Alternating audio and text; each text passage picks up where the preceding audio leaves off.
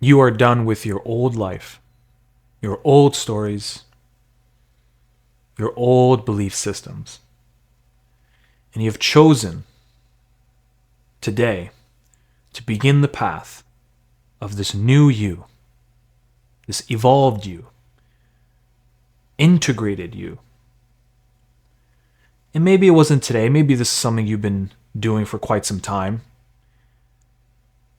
And hopefully you clicked on this video for a reason. And there's something that I have to pass on to you that maybe it'll land, maybe it'll be something that you needed to hear, or maybe not.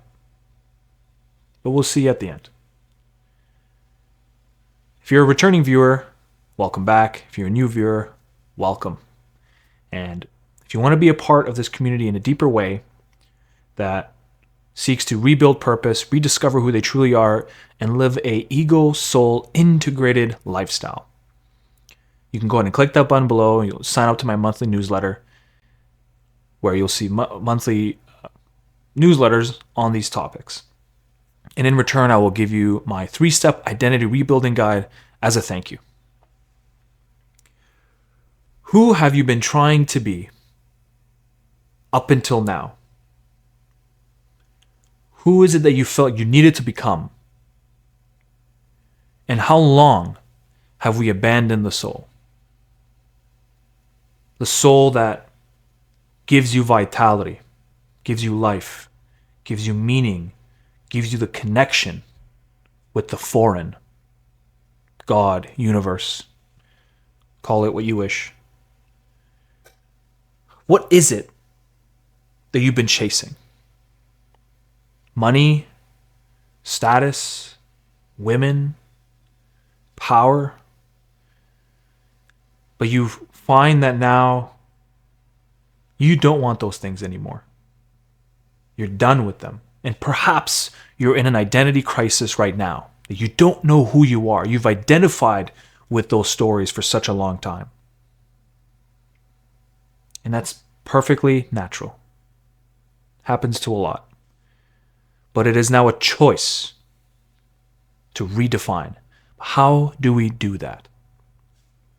You see, there are 3 channels that we need to clear. We need to clear our past. We need to fix our present day.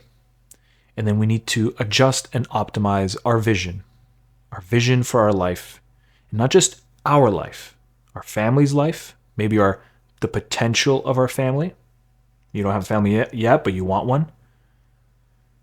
And as mankind as a whole, that you wish to serve something deeper. And that living in this hedonistic way was something that maybe you had to do to survive.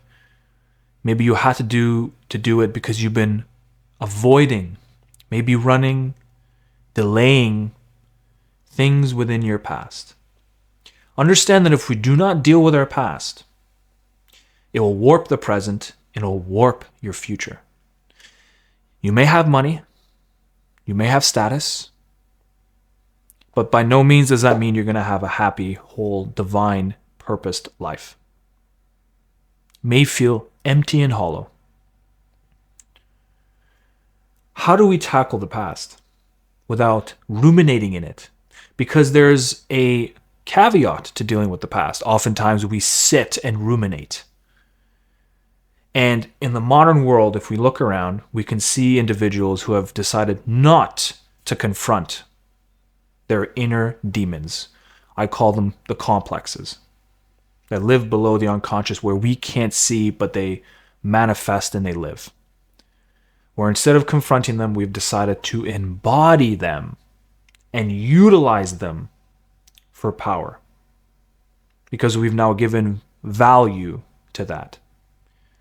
But that is not going to be the way that is going to lead you to an enlightened, integrated life full of purpose and meaning, passion, adventure.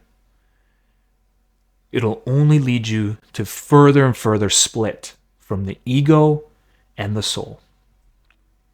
And so first thing, you must have the intention, the clearest intention, that it is now time to confront.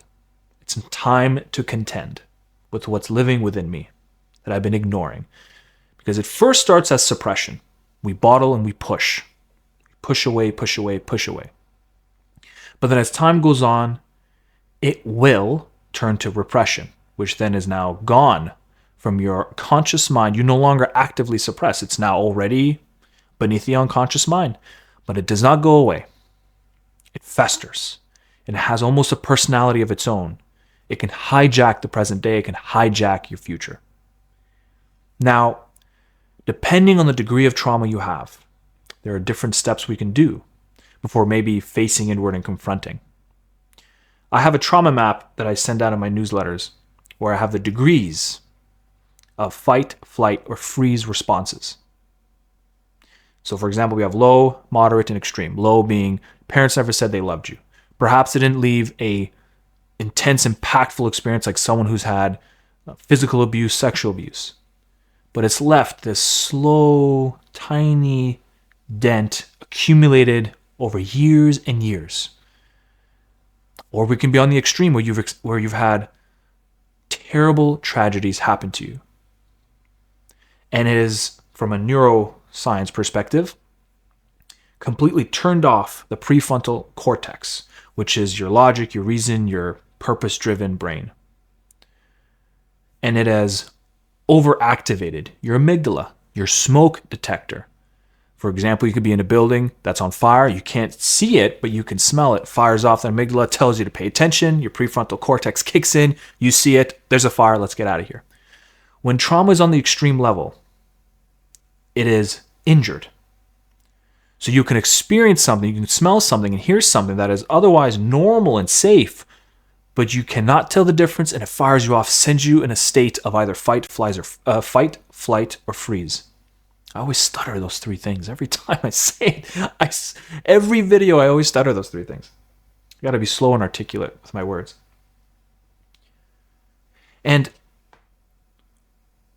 when that kicks in, we cannot ration. We cannot process. We cannot be reasoned with anymore. So if that's where you are right now, then the first step is, number one, learning how to breathe through those peaks that you experience. Allow yourself a sacred space. If you get good enough at sacred space, meaning you have a spot in your home or you have a spot at work that is just you and to your own privacy. At first it turns into a room, but soon enough you can be in public environments and completely allow yourself to retreat into the mind. You can do that over time with practice. But to get into the sacred space, you have to breathe deeply, calm. You do not resist, fight. You simply allow it to take course. You ride the wave. And oftentimes it'll be too sporadic. So you're going, and so you have to match the breathing with the pace, slowly working your way to a slower, deeper breath. Remind yourself it's safe. Remind yourself it's okay. But be firm. And if I'm speaking to the men, be firm.